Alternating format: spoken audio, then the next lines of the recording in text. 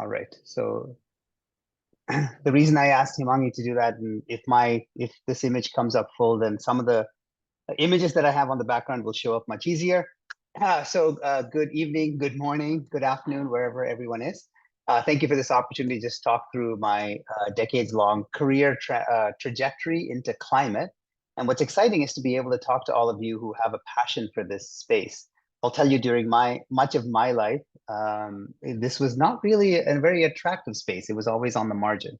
It's recently that it's become much more prominent, and that's really exciting. You see this image in the back, and I'm going to kind of tell you the arc of my career using kind of this image. In 2005, Steve Jobs did this fairly amazing commencement speech at Stanford, where he talked about connecting the dots of his life. And it really affected me as to think about how I might narrate things that happened to me. But one of the things I add to this is, can you connect the dots forward in your life, not just look back and see how they've been connected? And when I thought about that, I thought, well, one of the things you need is an intention. Like, where do you point the aspects of your life? How do you actually point it forward?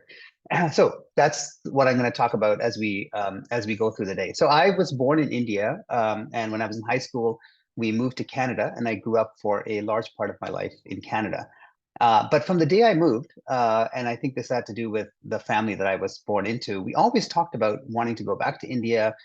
India was going to be growing and need to play a part in that country's growth. So for a long time for me, my intention, where my arrow of my life is pointing, was always to find a way to come back here.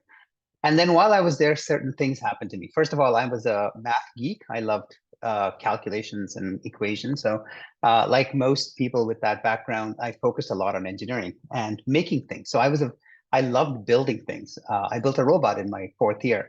And that was part of my education as an engineer. So I always thought of myself as somebody who would get into building things, come back to India and get into an engineering firm, and just construct and build things. A funny thing happened on my first job. I ended up working for a company called Bell Canada. In fact, one of my colleagues from Bell Canada is actually here, and I'm just really excited he's here, Brian Flegg. So Brian and I ended up together way back many, many, many years ago.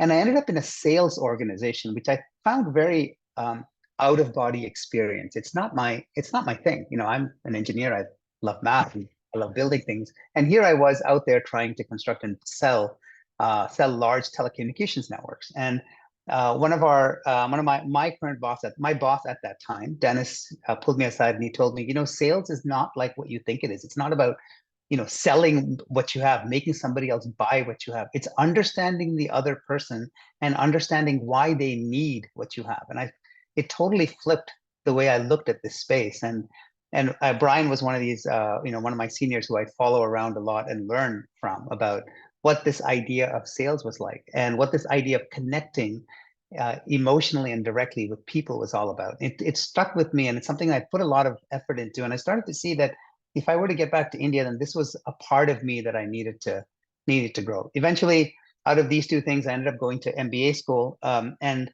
I must tell you that was never in my trajectory. It was actually this combination of recognizing that my engineering skill wasn't enough. There was another part of me that was unlocked, and I needed to see how these could come together.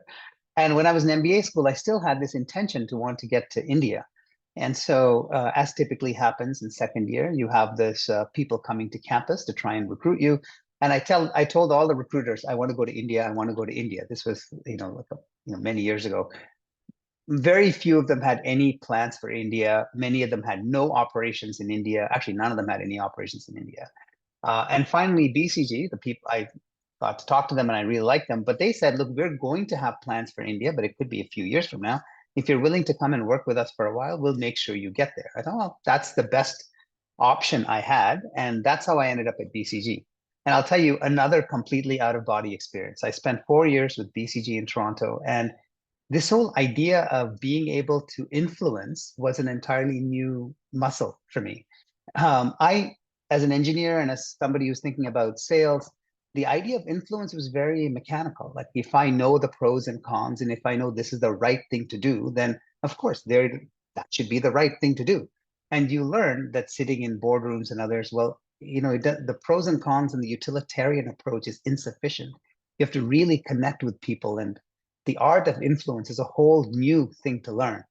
I must admit, I didn't really take to it all that well. It struggled through my initial years at BCG. But again, I was thinking, well, this is probably something I will need if I wanted to land in India and do something in that country. And so I said, okay, let me put myself fully into this.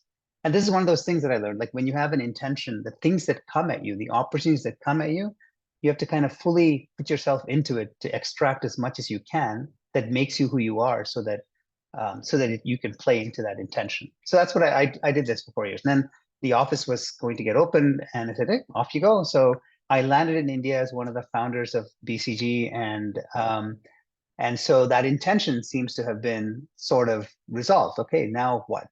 So I landed in India, and I'm not sure I had an intention for quite some time. And I was kind of searching for what that intention would be. It was great to grow the firm. It was fun to kind of try and think about what it's like to build culture, and that was all things I learned. But I really didn't have an intention other than grow the firm and kind of enjoy the things I was doing. During that time, two big things happened to me. One was a lot of my work focused on infrastructure. My colleague, my other partner, the two of us who were building this farm, he focused in finance, and I focused in infrastructure, so building roads, ports, bridges, those kinds of things in that sector. And of course, my engineering part of me took over, and a lot of the people in that sector were engineers, my brothers and sisters. And so I found it fairly easy to relate and connect, and it felt very natural. And I thought, oh, I can see myself continuing in this space. And India was like pouring lots of money into this space, and I could see this whole thing just kind of continuing quite well. At the same time, I met a man named Arun Myra. If you know India, he was vice chairman of the planning commission, but before that, he was with BCG, and he had an engineering mind, but he was much of an organization person. He introduced me to this idea of taking an organization through culture change. So you see this other picture, this jumbled mess, and then you kind of make it into this kind of organized wheel of fortune. I spent a lot of time during that time in my career at BCG building the art and technology of culture change and organizational transformation. And I got to be built methods of doing it, tried it, failed, succeeded, and worked on some of the large companies in India to take them through some pretty significant transformations. And it was, again, an entirely new muscle. And I felt like this was another one of those dots, one of those things that I would need at some point as I thought about intention. So these two things were happening to me. And then one day, one of our infrastructure clients came to us and said, this is we've done great. We've done organizational transformation. We've done all sorts of wonderful things. We'd like you to look at infrastructure over the next 25 years. And this was, by the way, in 2006, to give you some time frame. And so they said, look, give me a 2030 view of infrastructure. And I said, wow, that's like a long way out horizon of this. It's a fabulous question to ask. So we went around the world, spent like a year talking to people, looking at projections and modeling and all the kind of things that you do with the engineering side of things. And we mapped out many different aspects, how airports would change, how ports would change, how transportation would change. One of the things that struck me was climate change. And yes, you may think 2006 was kind of late. In truth, I think it was too late that I woke up to the problem of climate change. A couple of things were happening at that time. My son, who was young, we discovered he had winter-induced asthma. And if you know Delhi in India in the winters, it becomes quite smoggy. And so I could see the effect of this in my own life. And so suddenly this idea of climate change the crisis of it became very prominent.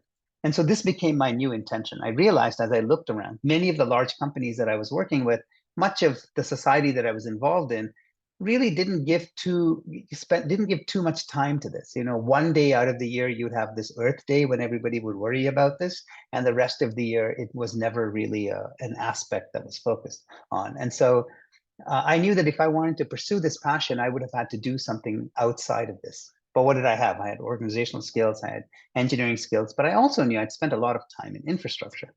And one of the consulting skills is being able to project forward and say, what would the world look like? And as we projected forward, one of the things we realized is the number one thing to solve in India is power. We have to find a way to solve power. To give you a perspective, at the time, that this transition was happening with me. I had just finished some large projects with some large companies in India where we were building ultra mega power plants. These are like 1.2, 2 gigawatt coal powered behemoths. And it was the thing that was happening not just here, but in China and elsewhere, where like almost every week, a new large coal plant was coming online. So this is what the sector was all about. And I was taking a different tack. And I knew that the question of power had to get solved. The question of power had to be solved from an economic side. So this is the math side of me putting it together. And I knew I had to do this outside BCG because the society or the community that I was in could not do it. Of course, today the world is completely different. BCG is one of the largest climate sustainability consulting and impact practices around. But way back when, that was not the case at all. And that's how I set up Solar Rise. Solar Rise was a large-scale solar power company in India. It was set up with one goal, which was to drive the cost of solar down. So in 2007, 8, when we started to put this together, we drew this, let me see if I can get this right, this graph, which shows the power of solar coming down. So the first tariff, so this, what we would do is buy large tracts of desert, set up solar power and sell it to the government. The very first one that we bought was roughly 12 rupees. 12 rupees at that time was probably about 20 cents, north of 20 cents kilowatt hour. Very expensive. It was about 6 times as expensive or 4 times as expensive as the normal power. And we had a projection. So at the time when I drew up my business plan, I said by 2017, we should be able to sell solar power cheaper than coal. That was the goal. Get it below the price of coal. And I put my entire engineering hat on and had to build this awesome team. Another thing I learned at BCG was how do you build teams with amazing, talented young people and throw them at a problem and unleash. And that was a lot of fun to do. So we did that. And so we just worked and we had a plan. We knew how to take component prices down, engineering, tech prices. So all of that skill that we had developed, understanding infrastructure, building government relationships, being able to manage contracts, all that stuff that came from my infra side and the organizational development side, I put to work here to be able to drive that down. We were one of the first companies to sign solar power cheaper than coal, and we beat it by 1 year, which was exciting in 2016. And of course, after that happened, I was like, well, okay, great. That was like amazing. We got the power down and solar suddenly became a hot topic item. People around the world started talking about putting hundreds of megawatts of solar and gigawatts of solar and wind power everywhere.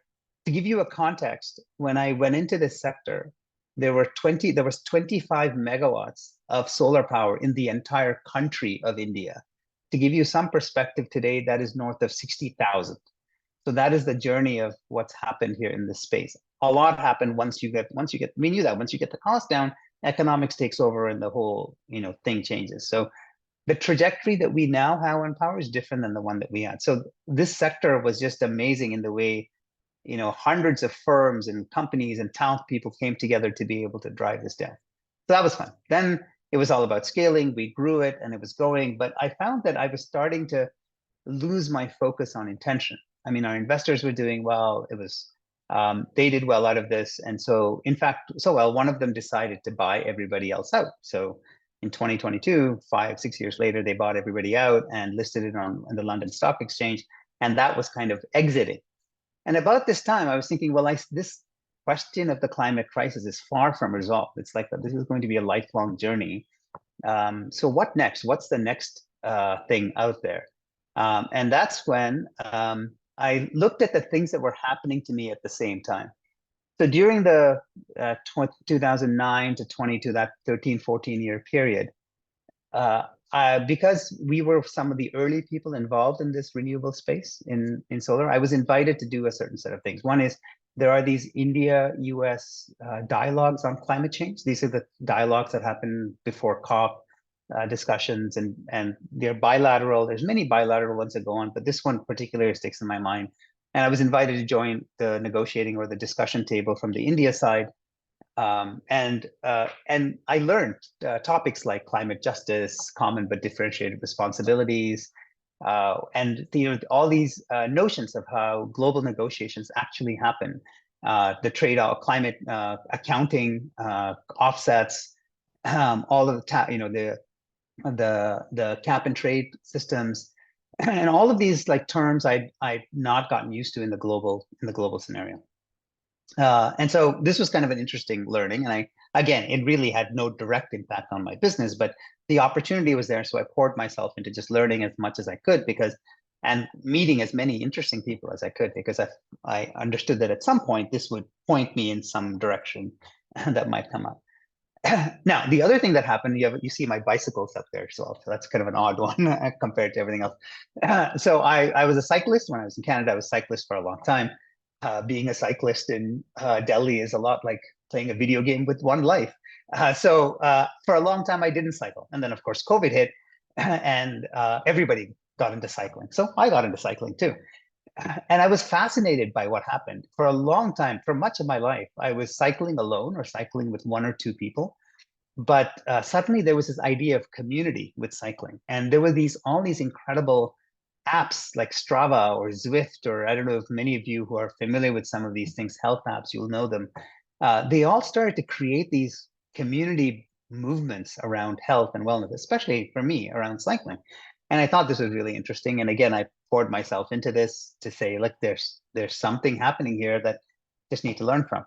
All right, so these were the pieces that were happening. Just as I was selling, the Solarize was getting sold in 2022. It was a long process to get it sold and listed. One of the members, I was at a climate change dialogue discussion, and one of the members in that discussion kind of like just literally stopped the dialogue in the middle of it, just stopped it. And he said, look, we've been at this for 3 decades. Now, I've been at this for a little over 10 years. Clearly, many of them have been around for a lot longer. So we've been at this for almost 3 decades, and the climate is only getting worse.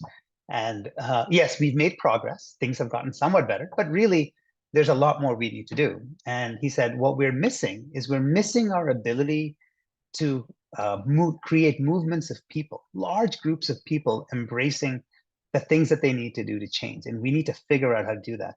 And it just struck me like a call. Like I thought, wow, that's such an interesting question. And I was open to the idea of interesting questions because, the Solarize venture was getting closed and it was getting sold out. So I was kind of open to trying something new. And that's where I started to say, oh, this is about the time cycling was happening. Maybe there's something there about how I create communities. And so that's how I set up this idea of Mynzo, Mine at Zero. So that's what I'm currently working on, which is how do we create movements and organizations of people to go after this? And I'll show you the bits and pieces of what it looks like. It has this technology piece. So all of my engineering skills has come into play. In fact, I went back to coding. I coded part of that prototype initially. By the way, just so you know, an old person coding is a very bad idea. You need 20-somethings to come and really fix it for you. So when they came in, they laughed at me and kind of recoded it to make it look nice, and make it work, which is great. And that's very much like those community building health apps that we have. So I picked a piece of that to build this part of it. And then there was a lot of things around this idea of organizational change remember that from my BCG days, I was doing tons of work on organizational cultural transformation. And so there's this other piece which takes groups of people together and using some of that more philosophical approaches, creates a tech intervention out of creating cultural change in communities. How do you actually shift towards making an entirely new lifestyle happen? So it's a new thing. We're starting this out. What I've been surprised by, and this speaks to, I think, maybe the questions that many of you have, or wherever you are in your journeys. What surprised me is that I started this as a really interesting, cool project in the latter part of my career life. And as I showed it to people, I showed it to companies especially, there were two things they said. One is, we are really struggling with we've created a priority to make employee engagement on sustainability a key issue, and we're struggling with how to make it happen. Yes, we can do training and we can tell people and there's communication, but the engagement idea of creating a culture of climate conscious is a whole new approach. So that was interesting. And they really clearly like this product because they're starting to deploy some of this. The other thing that they said is we are also now recognizing that every job is a climate job. And I think you may have heard this phrase in different places. I've started to hear it only recently. It's wonderful to hear it coming at me from like the chief sustainability officers or the head of HR and so on. And so they're trying to weave the idea of climate into every function and every aspect. And we thought, well, these are like fundamentally different world today than it was, in 2007, 8 when I took the leap to first go in it. So this is where we are. It's like where this goes from here, I don't know, but I know that in the road to climate, this is one important piece that I think needs to somehow kind of weave its way in. So I will stop there and then open it up to questions. I have no questions. Okay. Great. Thank you so much, James. That was very inspiring almost. I mean, I love the part about you mentioned multiple times that you were a constant learner and a constant student across your career. And I think especially this audience who are transitioning into climate, that's a great insight to have. What we can do now is I can open up the platform. Yeah, great. If anyone has a question, please raise your hand, unmute yourself and go ahead. Ida, I think yeah, I'll hand it over to you. Thanks. So sorry to be off camera today. I just came back from a run. I'm not gonna Oh, I hope you're on Strava. I just built a similar app to what you've created with Mynzo, wonderful. and I would love to catch up with you at some time on the challenges that we're facing in the go-to-market strategy. But the thing that I keep coming up against with this app and with a food waste app that I've always wanted to build is the kiss of death, which is if you build it, they will come, right? Like just building it, they're not gonna do it, right? And I have not figured out how to get people over the hump of death by data entry, right? Like people putting in their lifestyle and us giving them back their carbon footprint. I built something that lets you see how much carbon is stored in your yard, which is a one of a kind thing as far as I can tell so far. Oh, that's cool. Yeah. Which is inspiring for like, go create more photosynthesis, do this, do that, right? But then share your progress with your neighbors and create fun competitions and but like all the gamification in the world is just not it's just not getting people's attention in a way that makes this feel as urgent a problem as it actually is. And I'm wondering what research you've read about this that shows you a path to actually overcoming that as a challenge, because it's I mean for now, for me, it feels very demoralizing. Yeah, I get it. I mean, I put my email in the chat for you, so just please reach out. I'd love to talk to you about it. Thanks. So one of the things that so there's a couple of things that I learned, especially through my cycling journey with Strava. So let me use that as a thing. When I started cycling, there were no such things as apps, right? So when I came back to it, I suddenly discovered this entire world. A couple of things. One thing I learned is people are inherently completely lazy. Okay? So I mean, I'm sure that does not come as a shock or a surprise to anybody. But I find that when we design stuff, we assume people won't be lazy. In fact, people are supremely lazy. And much of what we've tried to do is to feed into that laziness. So, you're welcome to, I mean, by the way, anybody, if you want to go into the Play Store or the App Store, you can find Mynzo, download it, play with it, love your feedback. But so that's the first side. The second is people are lazy, but they love things that look cool. All right, so we spent a lot of time in design to make it attractive. One of the things we discovered is, so we've put almost zero engagement on the app today, like zero engagement. We're adding our engagement pieces slowly as we go. And we found that even after 2 months, almost 40% of the people keep coming back to spend time on the app, which stunned us. And just because it just looks really beautiful and pretty and nice. And by the way, nice and climate and friendly and making you feel good is usually not what the climate story is about, right? Climate story usually makes you feel guilty or depressed, and we've gone the other way. So these are two things. The third thing, I think this point you make about gamification, I think that's really hard. We don't have an answer for it yet. We're trying a few things. And I've talked to several people who are doing pure games for climate, and they've got like PhDs in behavior science involved.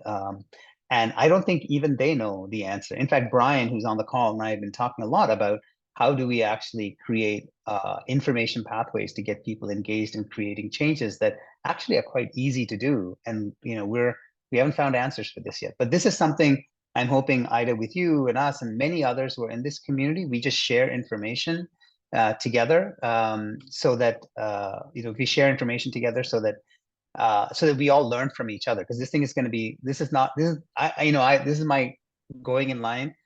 When we entered solar, I used to tell everybody who was in the solar business with me, it's the same line I have as we're entering this engagement part of the world, that this is not a competitive space, because the world is way too big.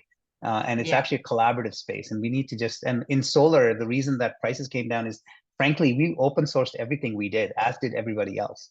And that's why the industry is what it is today, right? So, and everybody did well. So we have the same approach.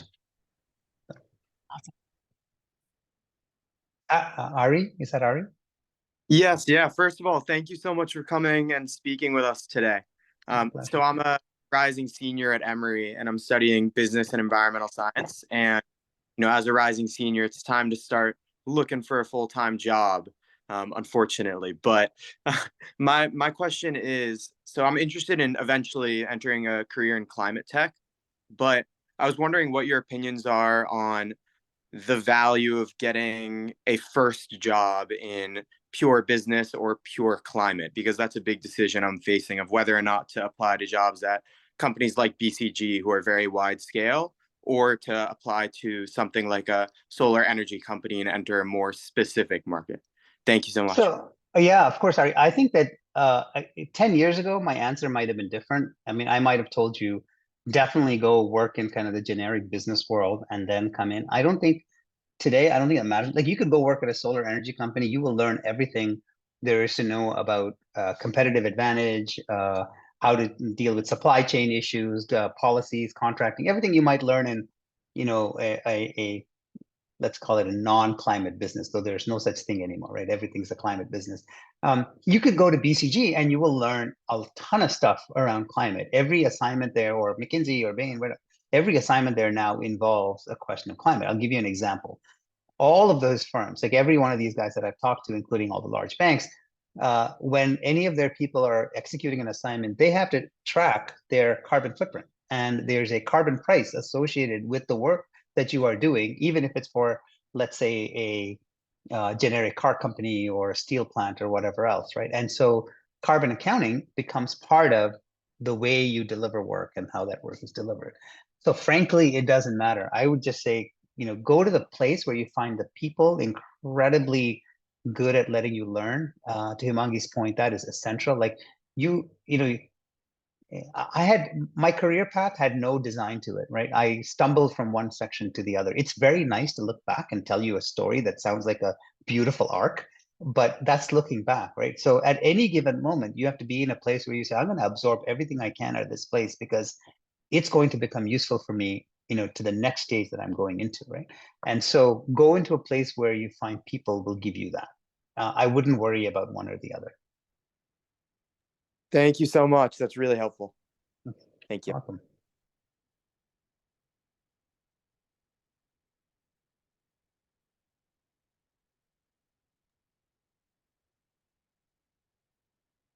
If anyone has any further questions, please do unmute yourselves and ask James directly. We would like this to be as interactive as possible. Hi, James, this is Paresh. Yes, Paresh. Hey, I think, quite interesting story of how you're getting into climate action and, becoming coder after many, many years of experience. That's rare, I think, that's kind of not something many people choose to do it. My question very specifically is, you have been talking about, rather than going generic in business and working, let's say, horizontally, climate is now, all climate rules now, right? But the reality is, and this is coming from my experience of talking to people, it still is kind of in nascent stage. I'm based out of India. And when you go and try and talk to those founders, or, try for a very specific role, like let's say sales, right? I know climate is not a software only problem, but there are many companies who are doing, climate data, climate intelligence, so on and so forth.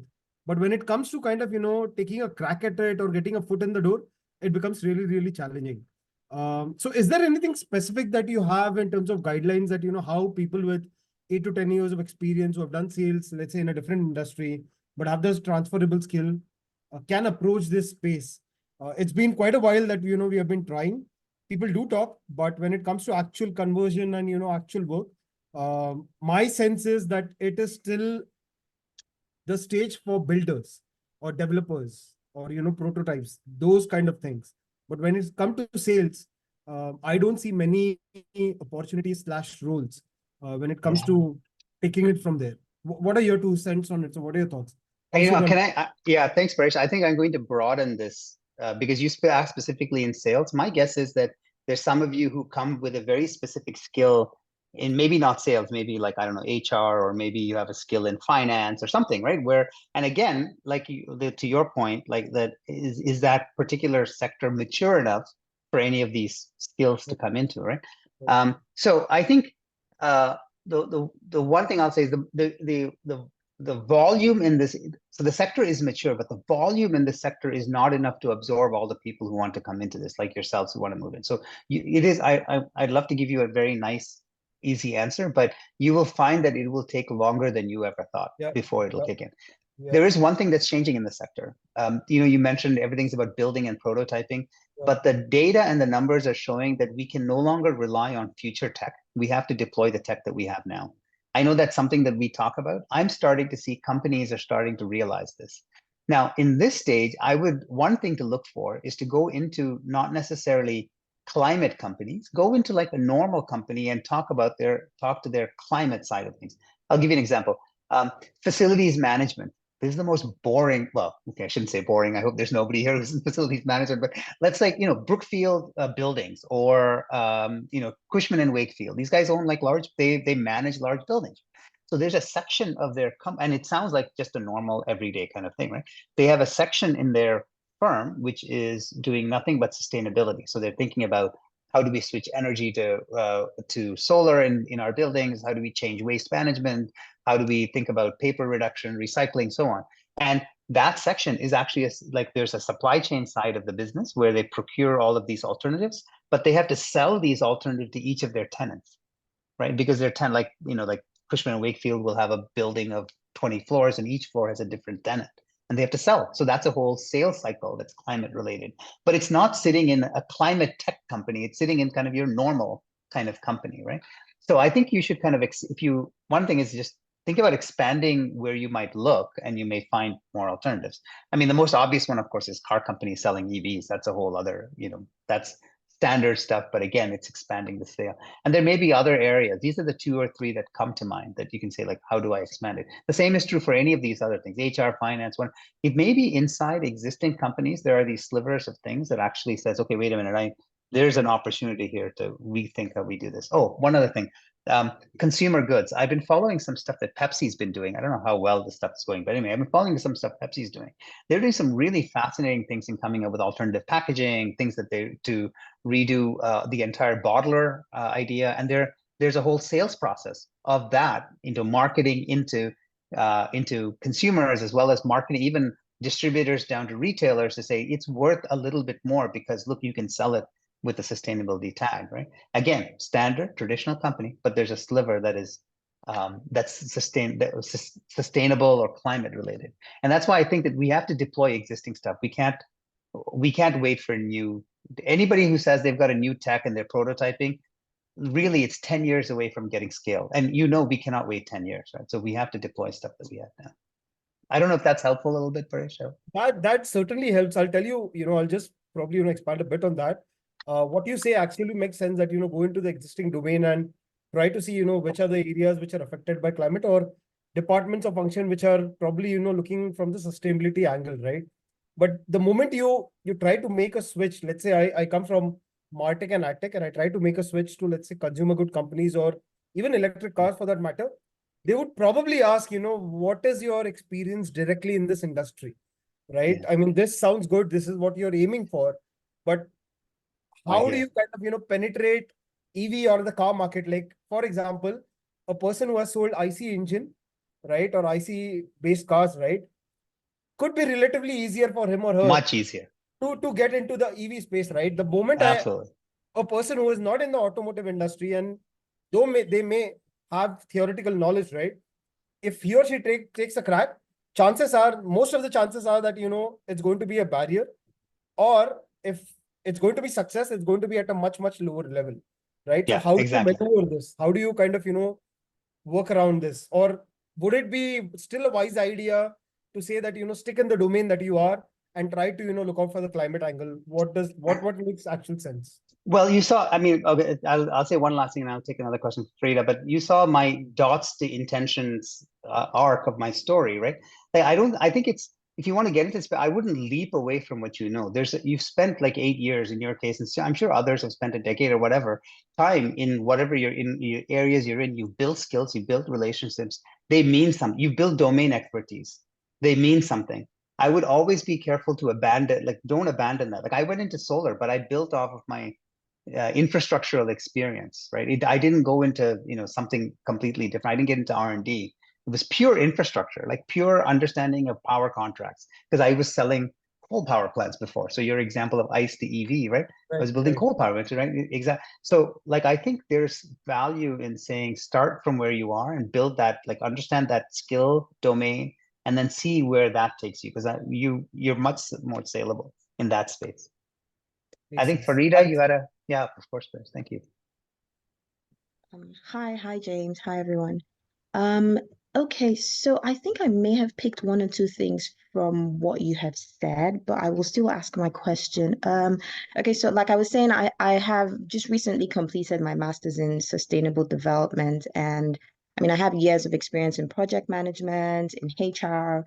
I've worked on projects in CSR and diversity and things like that. But it's really been hard to get a job. You keep getting the rejection emails and things like that. And I just don't understand why, because I feel like sustainability, you can, there are transferable skills from like other sectors and other roles and things like that, but it just doesn't seem to be working. And I really want to work in a consultancy firm, and you work with BCG. So I'm just wondering, what's the golden advice that you would give someone looking to go into like a consultancy firm? I've had recruiters and like friends and HR people go through my CV and cover letters, but it just, I don't know, it's just not working out. So I don't know if there's something that I really need to do that I might not be doing. Yeah, it's a great question. So there's two things I can say. One, which may not sit well with you or anyone else. Many of the consulting, actually all of those kind, like the McKinsey, BCG, Bain, Accenture, A.T. Kearney, all of these, in their consulting line of things, have a very specific hiring plan. So 95% of the people they hire come right out of an MBA class, and it used to be from very few MBA schools. It's like one of those places, and very few come laterally. So that's in the main consulting. So you may find, no matter what you do, that part of that door is close to you, and you just have, that's just the reality of it. Now, in each of these firms, they also have separate divisions. Like I know McKinsey and BCG and Bain very well, so I know all of them have a entirely new and separate division on social impact, on philanthropies, and sustainability.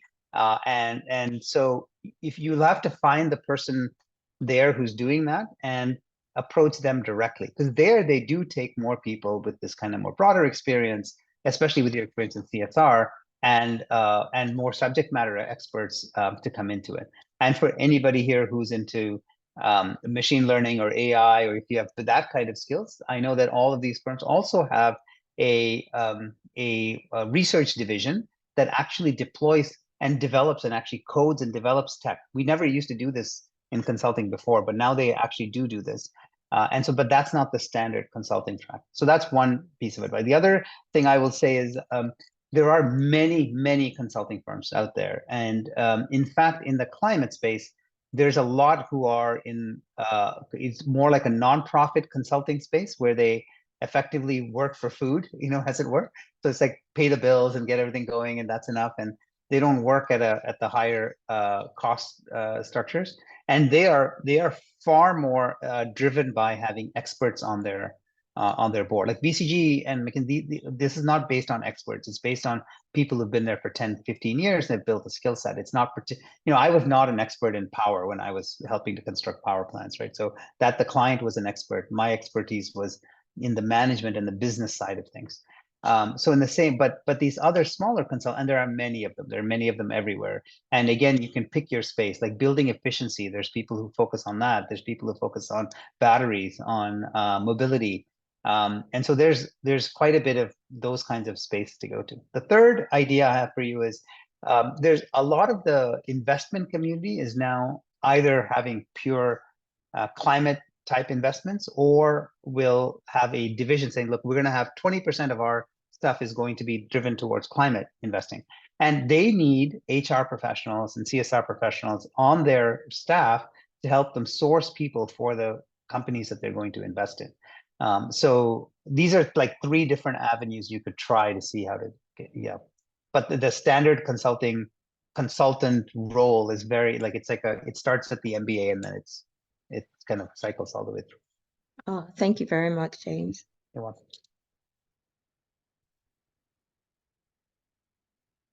Yeah, Shailesh, I can see your forehead. Yeah, hi. So again, thanks, James. I think it was a very inspiring story. I think, people like us who are starting out in climate, it does show a ray of hope. So my case is basically, my experience is mainly in banking and finance.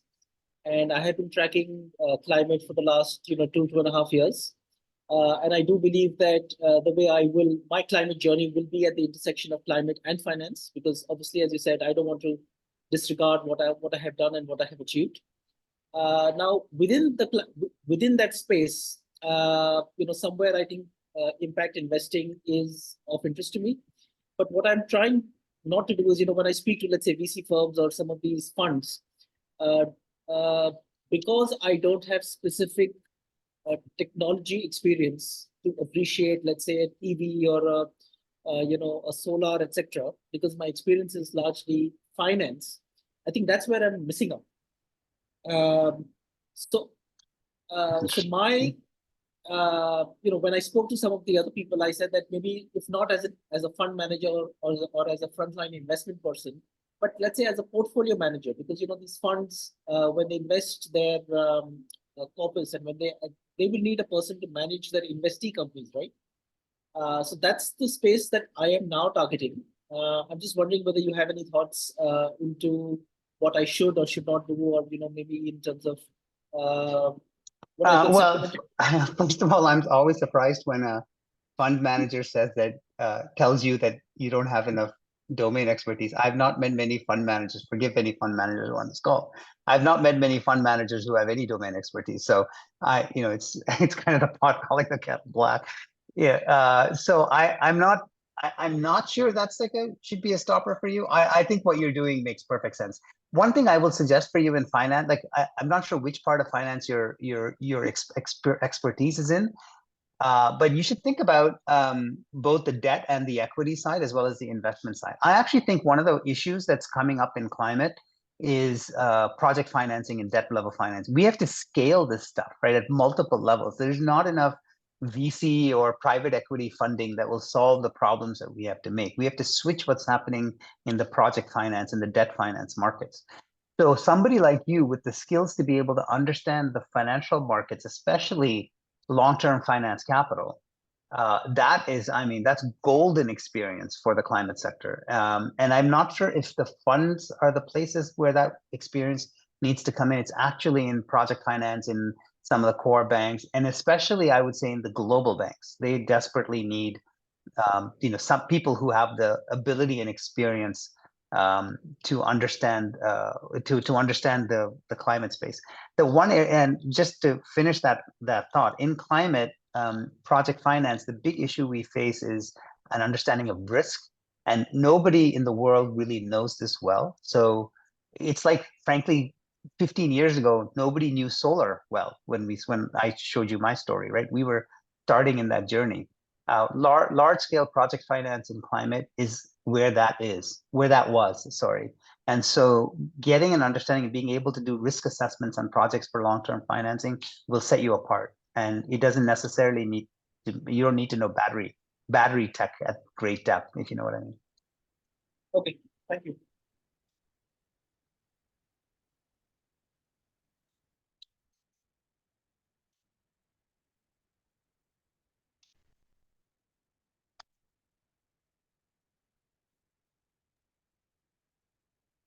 Either I've been thorough or boring, or both.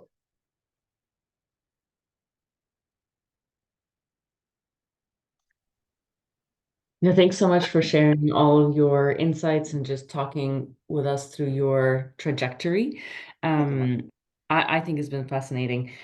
Just wanted to maybe ask you if you would feel comfortable talking about your relationship with risk taking and how that has played a role, negatively or positively, in the trajectory of your career, especially in the climate space, where it sounds like you were getting in, relatively early into some things, especially in India. Wow. Yes. Well, actually, a lot of the climate trajectory, whether it was India or outside. So right now, the business we're building is a global business. So I'm in the US a lot, especially, and then we're launching hopefully in Europe soon. I've noticed the arc of that journey is the same no matter what. And I'll give you at least two stories. The third one is two reasons. So the first one was when I left BCG to go into solar. One of my clients, dear friend of mine, who I'd known for like almost a decade at this point, and we'd completely transformed his business, made it into just a juggernaut in infrastructure. He heard I was doing this, and he said, "What? I thought you'd come work for me," which I was very touched by that sentiment.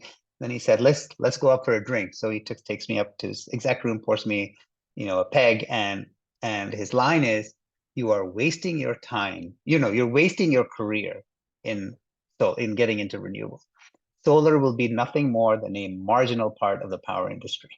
So of course, it's good to know that that's not true. However, his point of view was exactly right, and it was wise, caring advice from a person I deeply respect and still do now, right? So so when you talk about risk, I think at that time that was a risk, that to get off of that career and get onto something that people just dismissed as a very marginal exercise.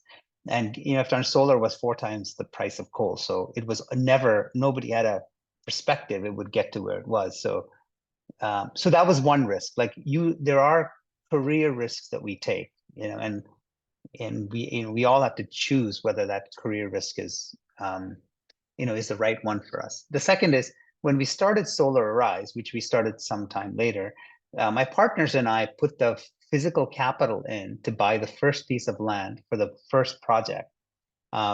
And it was before we raised financing. Once we got the land, then we were able to bid and win the project. It's just the way the process works. And once we got the project, then we could get the funding to then kind of start the firm and get the engine going. So that's like real, that's like real money at risk. And that's like, have a very good family around you who will support you through really stupid, crazy things. That's the only advice I can give you.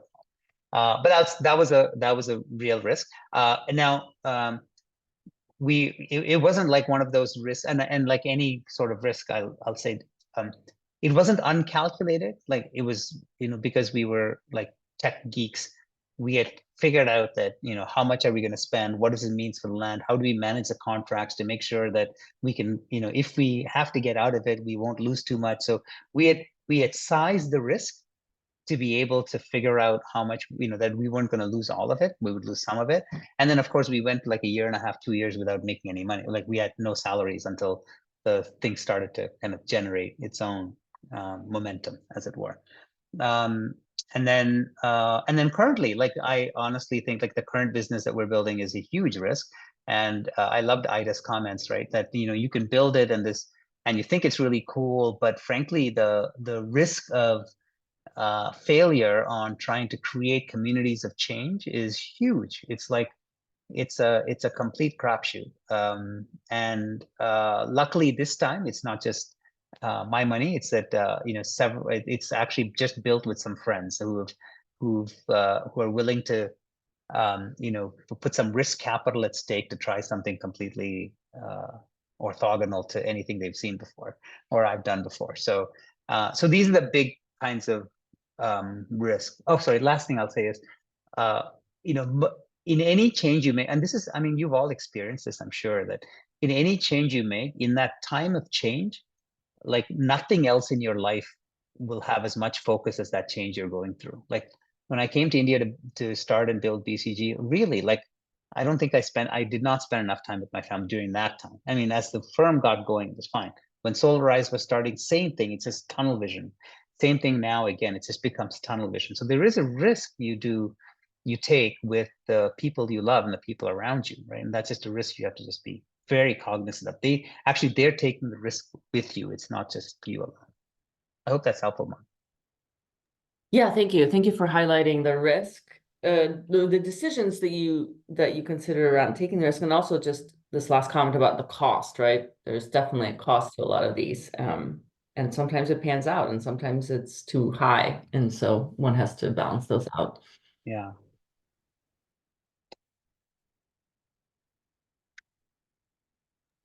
Hey, I just have another quick question. I was wondering, do you have any favorite books or podcasts or things that you listen to, keep up and keep learning about climate and business in general? So, I built this chart recently. I was really curious about the level of influence, like communities of influence that exist in our space. So I had one of our research persons say, well, just look at health or wellness or fitness or pick any or money, and just look at the big influencers that are out there in LinkedIn and Instagram, and how many followers do they have, and you just do the same thing for climate. Right? Do the same thing for climate. It's so fascinating. Like there are in each of the other spaces, the influencer numbers have followers like reach up to millions. I think the largest one we could find in climate was like several 100,000. And it shows how nascent and how like new this space is about influence and learning. So this question you ask, Ari, who do I look to? I actually am spending, interestingly, a lot of time on Project Drawdown. I don't know if you're familiar with Project Drawdown. It's really fascinating. I spent a lot of time with Project Drawdown. I spent a lot of time with Potential Energy. It's not really a firm. It's a data firm. It's a marketing firm. And so they collect it's a nonprofit, and they just put really interesting, insightful stuff about behavior and how data and stories work together. I spend a lot of time on these two things, and frankly, here and there on LinkedIn. I cannot tell you that I found any great book or that's really kind of struck me. And then I'm starting to now got introduced to the Terra-Do community, and I know that there are these talks and sessions that go on. I listened to a couple of them. Thanks for that. And so I'm just trying to get inside some of these smaller communities. But it's fascinating that we haven't had in this space the kind of large follower influencer type of movement yet. And I think that's just coming. Yeah, thank you so much. Project Drawdown, I know, is great. And I'm also really excited. I just a few weeks ago stumbled on Terra.do and definitely excited to get more into that. So thank you again.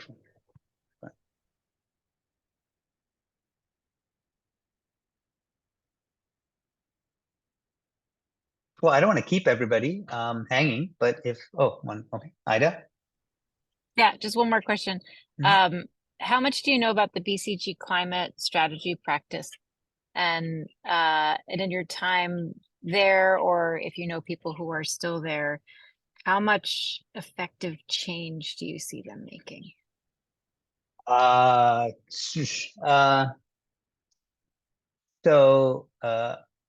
This is based on my experience with BCG over time. If whenever we put our mind to something, we create it it's like moving a ship, right? It's like you could see the whole thing turning. So I think that I've been inside the practice. I know people, and I've looked at what they're doing. I think it's fascinating what that team is doing. I cannot tell you that it's true across the entire firm, but that particular part of the practice and what they're doing and how they're creating conversation and the fascinating thing. And by the way, it's it's true about the other big consulting firms too. They've made this part of their part of their conversation in every case, in every situation that they're in. So I think that itself is worthwhile. I know that they also get involved in like being the thought partner for COP and thought partner for this. And I've read some of that stuff, and in truth, I was never very inspired by some of that research work. I'm more inspired by what I think they're doing with their clients inside. Like I think some of the work that they will do with steel companies or with cement companies, they're at the table where they can make that influence of those big changes happen. It'll be slow and it'll take time, but they're right there to be able to make some of that happen.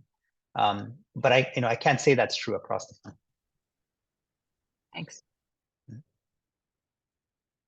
Paresh, you had one more, and then Nicholas. Yeah, James, a quick one on what you just told about climate influencer. Could you give me an example that which influencer you're referring to? And I mean, well, so who I really like, and mostly because I heard her as well, is Catherine Hayhoe. I'm sure some of you follow her. She's really, I mean, I just love the kind of stuff that she writes. She did this piece. I was in Miami at the Aspen Ideas Climate Festival, and because we were presenting what we were doing, and she said, the problem with climate is that we have a lack of love in the world. And I thought, well, that's a great perspective through which to kind of approach the whole, to distill data. And so because of that, I do spend time with her, but she's one of the larger ones, right? I don't see many others who have kind of large followerships. Super. Thanks, Jim. Yeah, Nicholas. Hi, thank you so much for your talk. Nicholas, I'm working at Act Green, a startup in the ecotech space, and it's a very interesting market to be raising capital in right now. And you said you raised some risk capital successfully, and I'd love to connect on LinkedIn and have some more specific questions about that. That might not necessarily be interesting to everyone here. Yeah, I mean, I literally took my hat out and passed it amongst friends. So I'm not sure it's like a roadmap on how to raise good risk capital. But and that was just to get the prototype up and the market, like to prove that there is a market. I'm about to raise real risk capital in this next round, and I can probably tell you more once and if that happens. Yeah, I'd love to hear more. Thank you. Yeah, great. Emangi, I think we've hit 9:29. So we have another minute if anyone has any other questions. Or James, if the participants today can reach out to you at LinkedIn. Anytime. Perfect. That'll be, I think, very helpful. Absolutely. Thank you much for taking the time to speak with all of us. Yeah. And please try out the app and drop me a note and tell me how much you hate it or love it. And Ida, please put your app out there to all of us too. I just downloaded it. Oh, okay. So yeah, already like looking through it. So thank you. Thank you. And Ida, let us know what yours is. We'd love to play with it as well. Thank you very much. I just dropped the main link into the chat if you want to check it out. And if you click on individual, you'll get to the individual. Wonderful. But I will email you, James. Thank you. Thanks so much. Thank you. Thank you, everyone. Yes, thank you, James.